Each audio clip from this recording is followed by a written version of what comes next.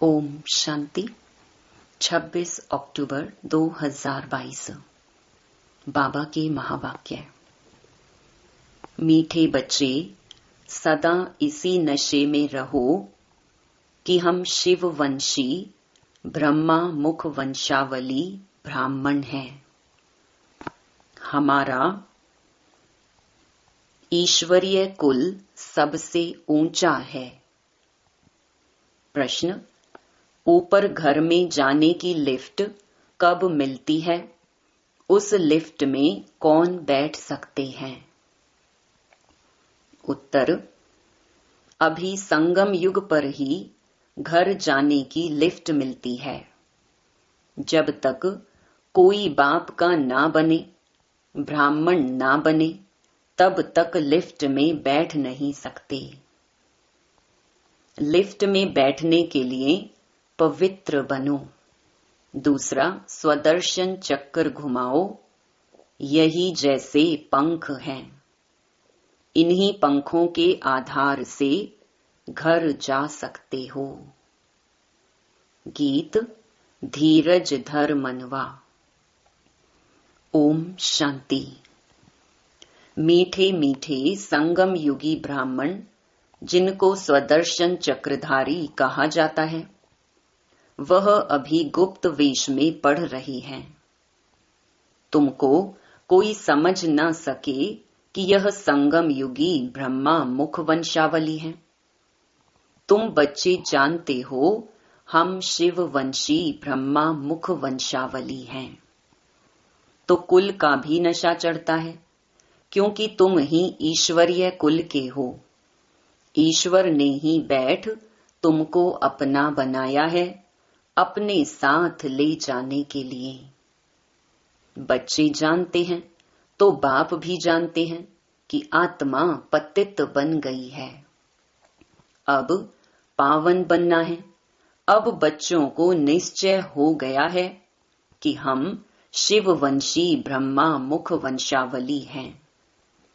तुम्हारा नाम भी है ब्रह्मा कुमार कुमारी।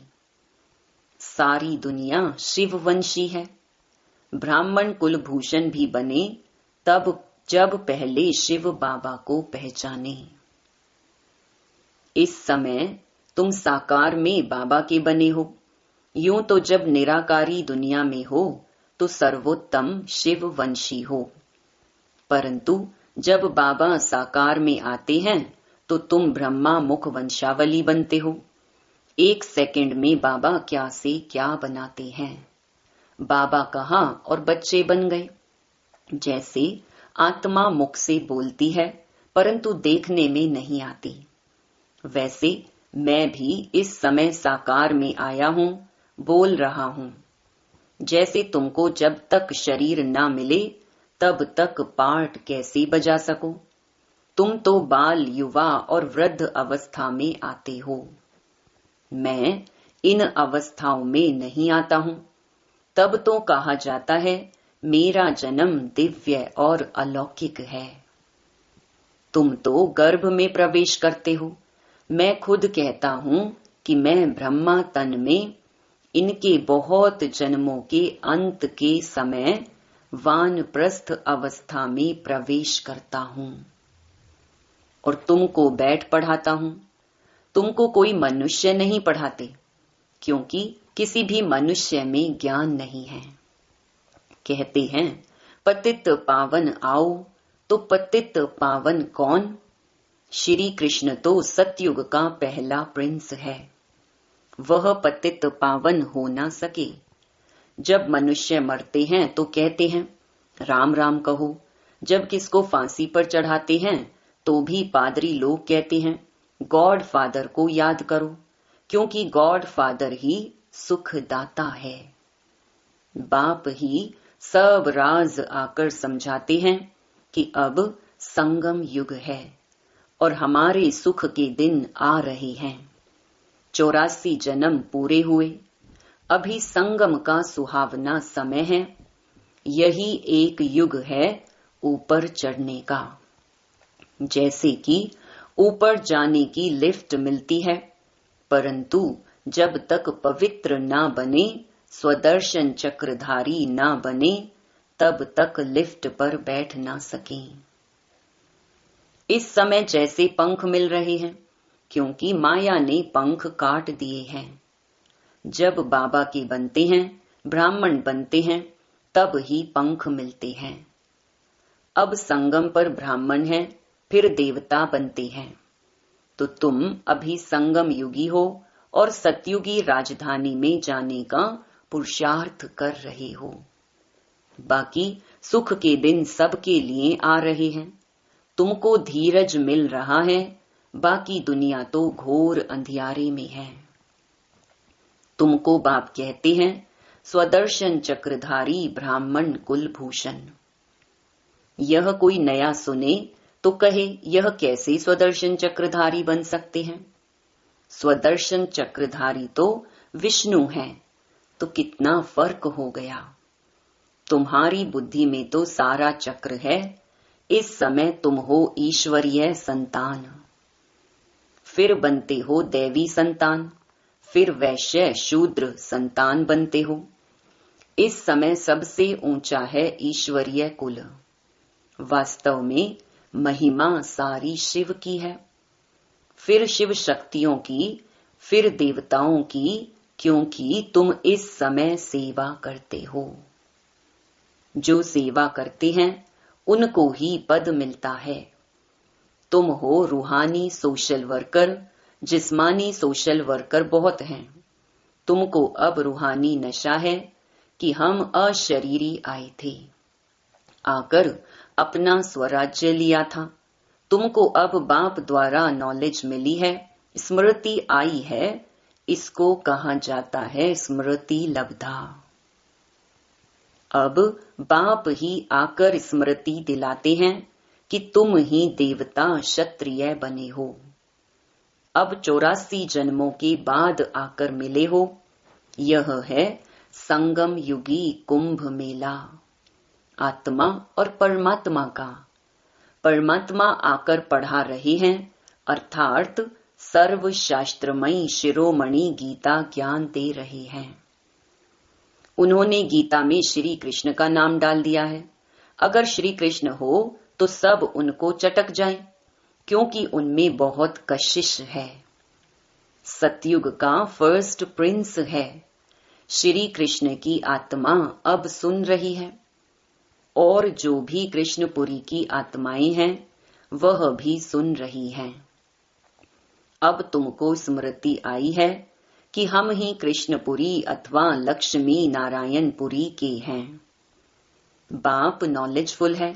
बाप में जो नॉलेज है वह हमको दे रही है। कौन सी नॉलेज? परमात्मा को बीज रूप कहा जाता है, तो सारी झाड़ की नॉलेज दे देती है। ज्ञान सागर है, तब ही पतित पावन है। जब लिखते हो तो समझ से लिखो। पहले पतित पावन कहें या ज्ञान सागर कहें? जरूर ज्ञान है, तब तो पतितों को पावन बनाएंगे। तो पहले ज्ञान सागर, फिर पतित पावन लिखना चाहिए। यह ज्ञान सागर बाप ही सुनाते हैं, तो मनुष्य 84 जन्म कैसे लेते हैं? एक का थोड़े ही बताएंगे। यह राजयोग की पाठशाला है। पाठशाला में तो बहुत होंगे, एक को थोड़े ही पढ़ाएंगे। हम कहते हैं बाप है, टीचर है, तो बहुतों को पढ़ाते हैं। देखते हो बेहद के बच्चों को पढ़ाते हैं और वृद्धि होती जाती है। झाड़ धीरे धीरे बढ़ता है। जब थोड़ा निकलता है तो चिड़ियाएं खा जाती हैं। तुम देखते हो इस झाड़ को माया का तूफान ऐसा आता है जो अच्छे अच्छे बिखर जाते हैं। बाबा शुरू में बच्चों की ऐसी चलन देखते थे तो कहते थे, तुम्हारी चलन ऐसी है जो तुम ठहर नहीं सकेंगे, इसलिए श्रीमत पर चलो। वह कहते थे कुछ भी हो जाए हम भाग नहीं सकते, फिर भी वह भाग गए। तब गाया हुआ है, आश्चर्यवत सुनंती कथंती भागंती। तो तुम प्रैक्टिकल में देख रहे हो ऐसा होता जा रहा है, क्योंकि माया सामने खड़ी है मल्ल युद्ध होती है, दोनों तरफ से पहलवान होते हैं, फिर कभी किसी की हार, कभी किसी की जीत। तुम्हारी अब माया से युद्ध है। माया से जीत पहन तुम राजाई स्थापन कर रहे हो। बाप कहते हैं यह विनाश की निशानी है, बॉम्ब्स। शास्त्रों में लिखा हुआ है कि पेट से मूसल निकाल अपने कुल का विनाश किया। तुम जानते हो कि बाबा आया है पावन दुनिया बनाने, तो पुरानी दुनिया का विनाश जरूर चाहिए, नहीं तो हम राजाई कहाँ करेंगे। इस पढ़ाई की प्रारब्ध है भविष्य नई दुनिया के लिए, और जो भी पुरुषार्थ करते हैं वह इस दुनिया के लिए हैं। सन्यासी जो पुरुषार्थ करते हैं वह भी इस दुनिया के लिए हैं। तुम कहते हो हम यहाँ आकर राजाई करेंगे, परंतु गुप्त रूप होने के कारण घड़ी घड़ी बच्चे भूल जाते हैं। नहीं तो बड़े आदमी कहाँ जाते हैं तो कितनी स्वागत करते हैं। लंदन से रानी आई तो कितने धूमधाम से स्वागत की, परंतु बाप कितनी बड़ी अथॉरिटी है, लेकिन बच्चों बिगर कोई जानते नहीं। हम शो भी नहीं कर सकते क्योंकि नई बात है। मनुष्य मूंझते भी हैं कि यहाँ ब्रह्मा कहाँ से आया, क्योंकि आजकल तो टाइटल बहुत रख देते हैं। बाबा कहते अंधेर नगरी है, कुछ भी नहीं जानते हैं। अगर समझो साधु संत गुरुओं को मालूम पड़ जाए कि बाप आया है, जिसको हम सर्वव्यापी कहते थे, वह अब मुक्ति जीवन मुक्ति आकर दे रहे हैं, अच्छा जान जाएं तो आकर लेने लग जाएं। ऐसा पांव पकड़ लें जो मैं छुड़ा भी ना सकूं। ऐसा हो तो सब कहें कि इनके पास जादू है और गुरु का माथा खराब हो गया है, परंतु अभी ऐसा होना नहीं है। यह पिछाड़ी में होना है। कहते हैं ना, कन्याओं ने भीष्म पितामह को बाण मारे, यह भी दिखाते हैं बाण मारने से गंगा निकल आई। तो सिद्ध है पिछाड़ी में ज्ञान अमृत सबको पिलाया है। मनुष्य तो कुछ भी जानते नहीं, कह देते हैं परमात्मा तो सर्वव्यापी है, बुद्ध को भी सर्वव्यापी कह देते हैं। इसको कहा जाता है पत्थर बुद्धि। हम भी पहले पत्थर बुद्धि थे, तो बाप आकर समझाते हैं कि गॉड फादर को कभी भी साकारी व आकारी नहीं कहेंगे, वह तो निराकार है। उन्हें सुप्रीम सोल कहा जाता है। आधा कल्प तुमने भक्ति की, कहते हैं ना, भक्ति करते करते भगवान मिलेगा, तो जरूर है कि भक्ति करते करते दुर्गति को पाया है। फिर बाप आता है सदगति करने। कहते भी है ना, सर्व का सदगति दाता। तो मनुष्य थोड़े ही समझते हैं कि परमात्मा कब और किस रूप में आया। कह देते हैं द्वापर युग में श्री कृष्ण रूप में आएगा। इसको कहा जाता है घोर अंधियारा। कहते हैं ना, कुंभकर्ण को नींद से जगाया तो जागे नहीं, तो बाप ने अब डायरेक्शन निकाला है कि पवित्र बनो और भगवान से डायरेक्ट गीता सुनो। 7 रोज क्वारंटीन में बिठाओ, दे दान तो छूटे ग्रहण।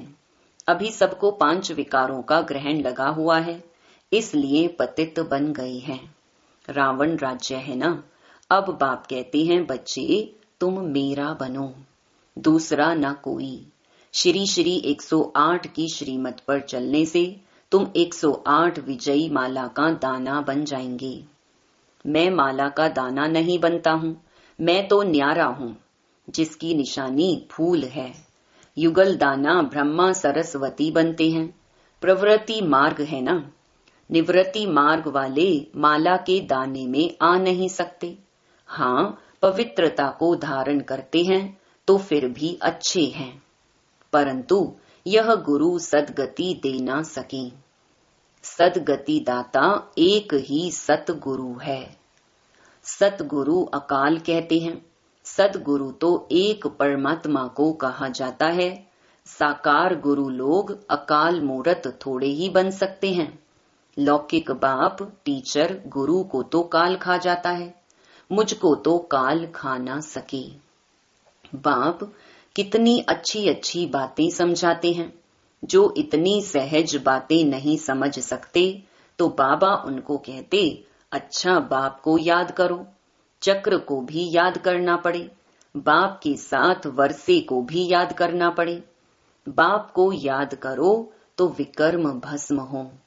बाप तो सम्मुख आया हुआ है। बाप को अशरीरी कहा जाता है। ब्रह्मा विष्णु शंकर सबको अपना अपना शरीर है। मुझे तो अपना शरीर है नहीं। तुम्हारे तो मामे काके सब हैं। मेरा मामा चाचा तो कोई है नहीं। आता भी हूं, परंतु तुम कैसे आते हो, मैं कैसे आता हूं? बुलाते हैं गॉड फादर। परंतु कहां से आता हूं? परम धाम से, जहां से तुम आते हो, जिसको ब्रह्मांड कहा जाता है। इस समय तुम ब्रह्मा मुख वंशावली रुद्र यज्ञ के रक्षक हो। राजयोग की शिक्षा देने वाले, राजयोग सिखलाने वाले तुम टीचर हो गए ना। अच्छा, मीठे मीठे सिकी लधे बच्चों प्रति माता पिता बाप दादा का याद प्यार और गुड मॉर्निंग। रूहानी बाप की रूहानी बच्चों को नमस्ते। धारणा के लिए मुख्य सार। पहला, माला का दाना बनने के लिए यह धारणा पक्की करनी है कि मेरा तो एक शिव बाबा, दूसरा न कोई। स्मृति लब्धा बनना है। दूसरा, श्री श्री 108 शिव बाबा की श्रीमत पर पूरा पूरा चलना है। मेरा मेरा छोड़ ग्रहण से मुक्त होना है। वरदान, ब्राह्मण जीवन में सदा सुख का अनुभव करने वाले, माया जीत क्रोध मुक्त भव। ब्राह्मण जीवन में यदि सुख का अनुभव करना है तो क्रोध जीत बनना अति आवश्यक है। भल कोई गाली भी दे, इंसल्ट करे, लेकिन आपको क्रोध ना आए। रौब दिखाना भी क्रोध का ही अंश है। ऐसे नहीं, क्रोध तो करना ही पड़ता है, नहीं तो काम ही नहीं चलेगा। आजकल के समय प्रमाण क्रोध से काम बिगड़ता है और आत्मिक प्यार से, शांति से बिगड़ा हुआ कार्य भी ठीक हो जाता है। इसलिए इस क्रोध को बहुत बड़ा विकार समझकर माया जीत क्रोध मुक्त बनो। स्लोगन, अपनी वृत्ति को ऐसा पावरफुल बनाओ जो अनेक आत्माएं आपकी वृत्ति से योग्य और योगी बन जाएं। ओम शांति।